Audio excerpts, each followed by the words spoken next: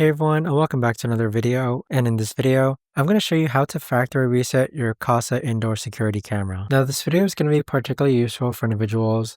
Let's say that you no longer want to use your Kasa camera and you want to go ahead and factory reset it. How do you actually go ahead about doing so? Now, this video is going to be short, sweet, and simple, guys. There's not going to be a lot of steps involved. So in order to do this, let's first click onto the Kasa app. Next, you want to go ahead and click on the camera, which you want to go ahead and factory reset. Next, click on the gear icon on the upper right hand corner. Then from here, you want to scroll down to where it says remove device. So this is the really important step, guys. Once you click on remove device, your camera will be removed from your Kasa account and restore it to its factory settings.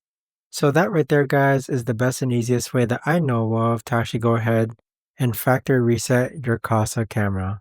If you guys know of a better or easier way to actually do this, let me know in the comments down below. I would love to know.